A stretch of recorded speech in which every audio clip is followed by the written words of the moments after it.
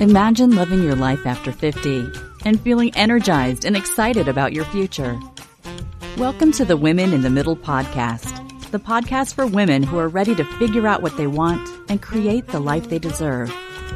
Here's your host and master certified life coach, Susie Rosenstein.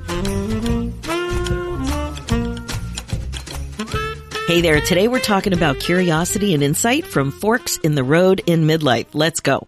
Welcome back to the podcast Women in the Middle with over 1 million downloads and counting. I'm your host, Susie Rosenstein, your master certified coach and midlife mentor, and I am so glad to be here with you again. I just want to share a tiny little joyful something in my life with you before we dig into today's topic. It's related to the Apple Watch.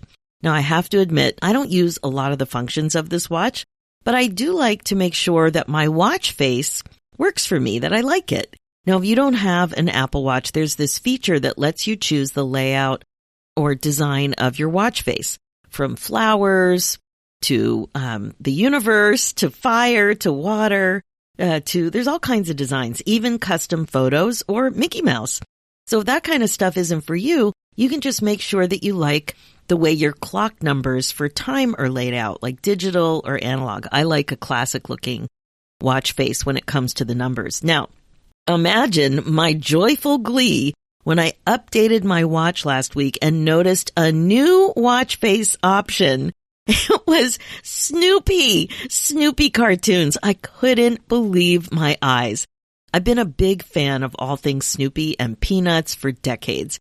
I was giddy with joy. I quickly updated my watch face, and my friend, it's even better than I anticipated. It's not a stagnant image. What you get every time you tap your sleeping watch face is a little adorable and entertaining Snoopy animation that lasts for a few delightful seconds.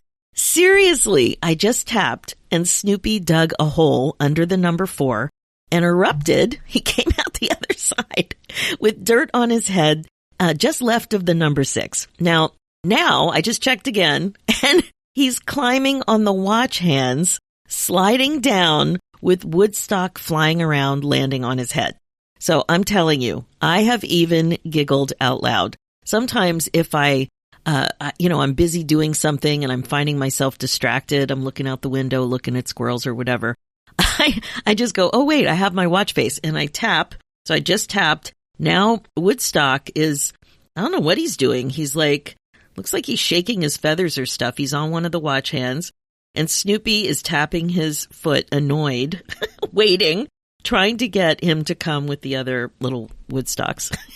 It's just so funny. That's it. That's how long it takes. And it's just adorable. So I'm sharing this for 2 reasons, other than to tell you to update your phone and check it out if you have this kind of phone. So the first thing is, little moments of joy are totally underrated, especially when you're super busy and stressed. So please be on the lookout for more little moments of joy. And 2, I so appreciate it when a company or somebody individually over delivers. In my mind, whoever thought to create these little animations instead of static cartoons for the watch face was brilliant. I would love to have them on the podcast. So if you have any leads, let me know. It is just so much fun. All right. So a little diversion, but I really wanted to share that with you. Today, we're talking about something I've been thinking about for quite a bit lately. It's related to decision making, which is a common hot topic in midlife. And it's related to its cousin, confusion. And that was me. I have lots of experience with confusion. So both decision making and confusion are big topics with my clients in the academy and during a midlife funk for sure. And like I said, I feel like confusion is a close friend of mine. I got to know her really well when I was stuck from 45 years old to 50.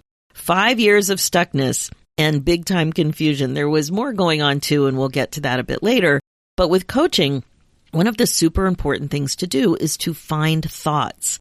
And as you know, thoughts can be sneaky and surprising. So we have to get sneaky and surprising. And that's what we're going to do today. We're going to use a sneaky strategy to find thoughts of yours that will give you insight that will help you in midlife. And these thoughts are going to be related to forks in the road of your life. But just quick, before we get going, I want to invite you to take advantage of an offer I've brought back to have a fun and meaningful way to get some solid clarity and excitement around your vision for your future or even for the next year. In fact, I think this will actually put you on the road to creating some midlife magic, and you'll do that with a powerful combination of coaching and a vision board that actually works. Now, I know when you're unclear about what's next, it can be hard to even imagine what might be on the other side of your midlife stuckness. So that's why I want to offer this easy way to start moving in an exciting direction that is uniquely yours. You can give yourself the forward momentum that you need in the form of a midlife vision board coaching pack. It's a 2-session private coaching package around how you're going to create what you really want in your life with a vision board kit and strategy that really works. So check it out. Head over to my website at SusieRosenstein.com/shop or SusieRosenstein.com and click the podcast tab, and you'll see the summary notes for this show, episode 335. This is a totally fun way to start doing something about what you know will make you happier. That's really what we're talking about. That's what this podcast is about. We got to figure out how to intentionally create more happiness and fulfillment in your life. And we do that with intention, and this is a great way to do it. Okay, so now let's get started with this whole idea of curiosity and insights from forks in the road in your life. I'm pretty sure you've heard that expression, a fork in the road. A fork in the road is commonly used, like that expression is commonly used to describe a decision point between two things or two directions. It's a time where you have to make a choice to go one way or another, to take one path or a very different path. And there's some weightiness to the decision. It's often a pretty substantial choice.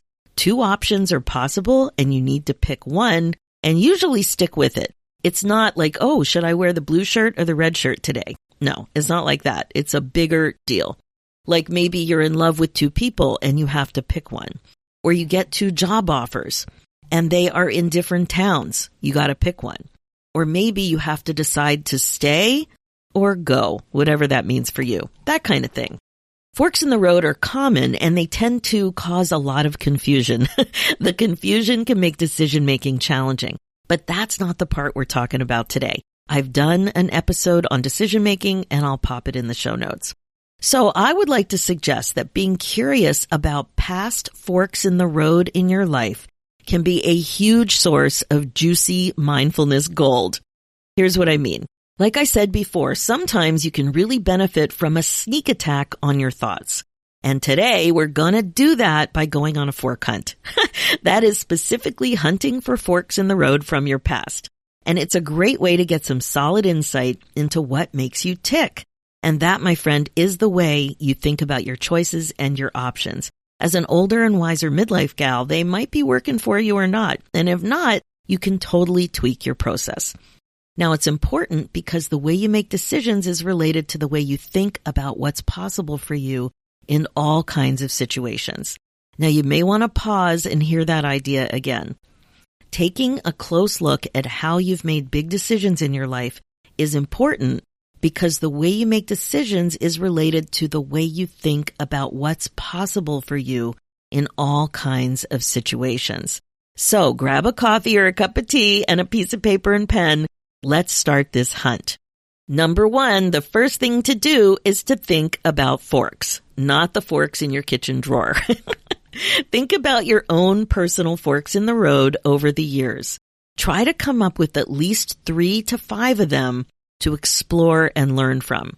You can even go in the Wayback Machine to mine for true gold. That's what I did. So I'm going to share 3 of mine, and we'll be referring to them as we go through this process.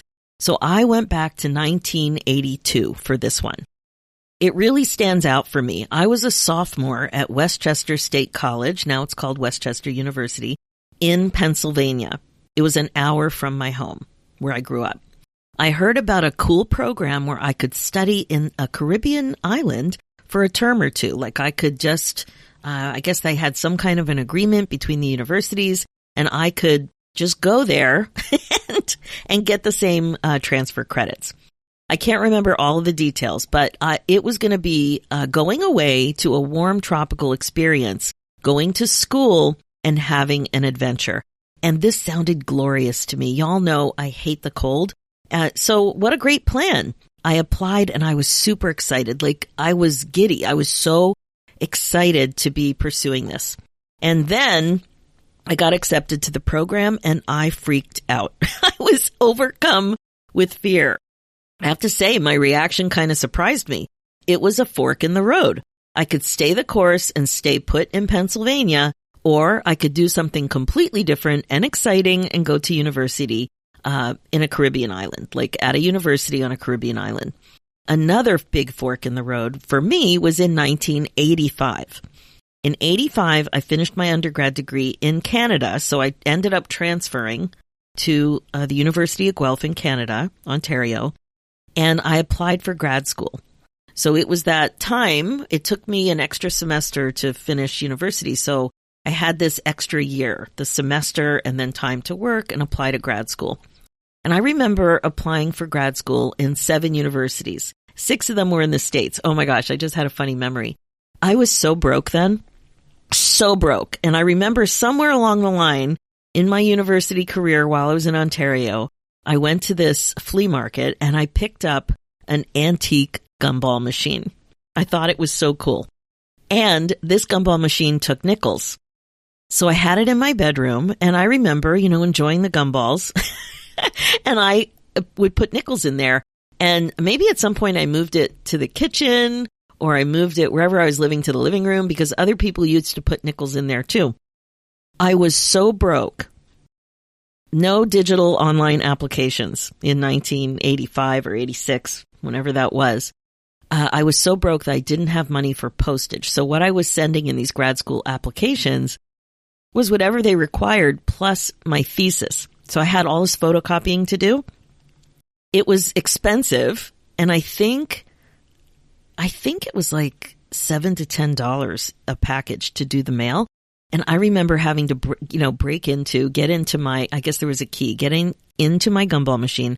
I had $35 in nickels that covered the majority of the application. That's how broke I was. Anyway, sorry about that, but we'll get back to the story. That just popped in my mind, and I have to tell you, it's not far from my desk. It still sits with me here. It's on the mantle, in the fireplace mantle, with very stale gumballs in it. Okay, anyway, like I was saying, a bunch of these universities, they were in the States. And I remember I got into 4. 3 were in the USA and 1 was in Canada at the school where I currently was at the University of Guelph, the one I just graduated from in the town I lived in. In my mind, it wasn't just the program and school that were part of the decision. It was also knowing that if I stayed in Canada or I'd be going back to the States, that was weighty. Like it wasn't just making a decision about the school, but it was staying in Canada or going back to the States. It was a huge fork in the road because I knew that this decision might set me up for my future career and relationships. It really was a big one. Okay, here's another one. This one happened in 2014. I had trained to become a life coach. This was after my big layoff from my long-term job.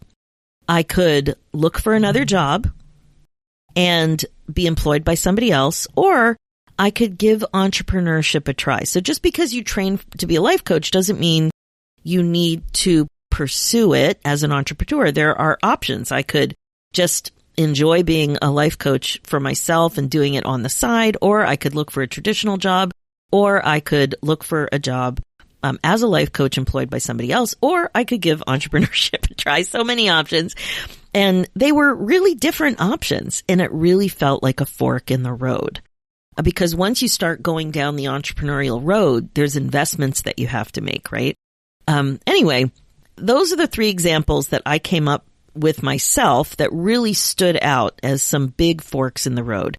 And I hope sharing these personal examples help you see what I'm talking about so you can find yours as well. So go down memory lane in your life, maybe year by year or phase by phase, and think about times that you could go this way or that way regarding pretty big decisions in your life. Now, these might come quickly to you or not. It doesn't matter. Just take your time with it. And once you get started thinking about it, more will come up for you. I always get ideas in the shower, but have fun with it. Okay, now The next thing to do, number 2, is to be curious about your thoughts and feelings during your fork-related decision-making. So what came up for you as you were trying to figure out what to do? And I find it easier to try to remember how you felt than figuring out what you were thinking that made you feel that way. So whatever works for you, but I like to zone in on the feeling. And I love this whole sneaky little approach because it's two-pronged attack on your thinking. You're thinking about decisions and choices from the past, and it's easier to reflect in a more detached, neutral way. And you're also zoning in on feelings first and then looking for thoughts. All of that, it's such a great way to catch what's really going on up there in your mind. So now it's your turn. Think about the decision you had to make when you were at the fork and why you made it. Then step into your Wayback Machine, sip that coffee, and really, really think about it. What thoughts and feelings came up for you as you were making that decision? Now, the third thing to do is to gain some insight from your forks in the road. If you're a listener of the podcast, my guess is that you love all things self-development and becoming more and more intentional about your life. As a midlife gal, you know life is short and we got to stop wasting time. To do that, you got to learn from all your new awareness when you're doing this work. What can you learn from your past forks in the road? I think you can learn a lot. In fact, I think you're sitting on gold here. So go back and look at what you were thinking and feeling for each of your forks in the road. Do you see a pattern either in your fork scenarios or in your life in other ways? Do those thoughts still come up for you? What about the feelings you identified? Are they common in your life? Are they useful? Or are they automatic and get in your way? For me, here's what I learned. Regarding the Caribbean study option, I felt fear, and the thought was, I don't want to be alone. Right away, the emotion of fear jumps out to me when I see it written there on the page. I've been surprised by fear over the years. I really have. I notice that it comes up a lot, more than I ever expected. The fear of not wanting to be alone with travel in like bigger travel situations, like I would never go to Europe on vacation by myself, like especially back in the 80s and 90s when all my friends were doing it. They were going for a couple of months. I would never do that. Not for me. And fear has also come up for me about being a beginner when trying new things, looking stupid and being bad about something, like being fearful of that judgment. That's come up a lot. And it also came up for me big time when I was stuck those 5 years. I had a lot of fear that I'd made a mistake by staying in my job too long, and that now, as a result of that, I was afraid I had aged out of decent employment and would be alone and unemployed. So, whether or not it makes sense, it doesn't matter. That's the stuff that came up for me. The big insight here is that I do not want fear to be the emotion that makes decisions for me in my life. And by connecting this fork from 1982 to my life now, I see how long this stuff has been going on. Such a long time. Okay, the next one was leave Canada option. The feeling that came up was sadness. And the thought was, I love the life and friends I've created here. Now, this one's really interesting. Sadness about leaving Canada. It wasn't just that I'd be leaving the country, but I was also leaving the life I'd created, even though it had only been a couple of years since I moved here. So it'd been 2 or 3 years at that point. And I loved it. I loved Canada. I loved the friends I was making. I didn't want to go home. I wasn't ready. I had started to create my community and I wanted to continue. So my insight here is that this hasn't changed much for me. I love the feeling of belonging to a community, and I have a richness of connection. I've built that for myself, and I love it. I don't want to leave it. Now, the entrepreneur option, the feeling was excited, kind of like scared excited, but it was definitely more excited. And the thought was, I love the idea of being an entrepreneur and being free to create. Oh, I love that. And the insight that pops out for me is that I still feel excited about being an entrepreneur. Does that mean it's easy? No. Does that mean I have it all figured out? No, absolutely not. But there's something about the creativity that I really connect with and find exhilarating. This still holds true today, and that is good to know. Now, the fourth step is to max out your fork in the road reflection. Anticipate some of the future forks in the road in midlife and beyond and apply those insights. So you're going to max out the reflection by thinking back and forward. Okay? Now, I'm not asking you to have a crystal ball, but I think it might be useful to think about the common forks in the road that come up for so many of us at this age and stage in life. Once you identify them, how might your insights about your past forks be useful with your future forks? So here are some common forks in the road in midlife. Retiring on this date or that date. You know, all the pension-related stuff or your retirement savings or whatever it means to you. Retiring for good or starting another job or business after retirement. Moving your aging parents closer to your home or not. Moving closer to your grandkids or not. Selling your house and moving to your dream home or location. Selling your home and downsizing. Selling your home and renting. Going back to school or not. Buying this level of life insurance or that level of life insurance. Getting a divorce or not. Setting some serious boundaries or not. Putting the addition on the cottage or not. Investing in a big house renovation project or not. Buying a vacation property or not. Investing in an income property or not. And taking a scary opportunity or not. So those are just some examples, not a lot of details around them because I'm just imagining them. But think about what your friends who are a little bit ahead of you are going through, other family members, and just what the obvious kind of common ones might be. And just start to think about what you can learn from the rest of this little challenge to think back to what forks in the road for you looked like, how you navigated them, how you felt, your thoughts about navigating them, how you made those decisions. And just see if you can learn anything from that that helps you with the anticipation of future forks in the road. So these are just some thought starter ideas, but I think you get the hang of it now. Being more intentional about the way you choose to live your life is something you can get better and better at. Using the forks in the road strategy is just another tool in your tool belt to find thoughts and get to understand yourself better. Thinking about future forks is not only a fun tongue twister that I've been struggling with this whole episode, but also an interesting part of this strategy. And once you have this awareness, it's hard to ignore. As usual, curiosity can really help you as you grow forward in midlife. So have fun with your forks. Okay, that's it for this episode. As you know, this podcast is all about how to love your life again after 50. It's really all about coaching you to be more intentional and to incorporate mindfulness into your life as a regular practice. This is how you put yourself on your agenda. My focus as your midlife coach is to help you get unstuck, clear, and focused on your current values and priorities so that you don't have regrets.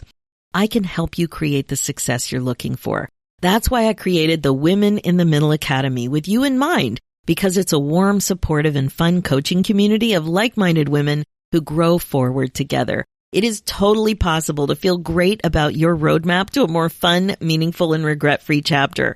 So email me your questions and let's talk about it and see if it's for you. Go ahead and book your free, no-obligation momentum call at www.womeninthemiddleacademy.com. And if you want to treat yourself to a Midlife Magic Vision Board coaching pack to help you create what you really want in your life, head over to my website at susierosenstein.com/shop. And finally, for show notes and links, head over to susierosenstein.com and click the podcast tab and look for episode 335.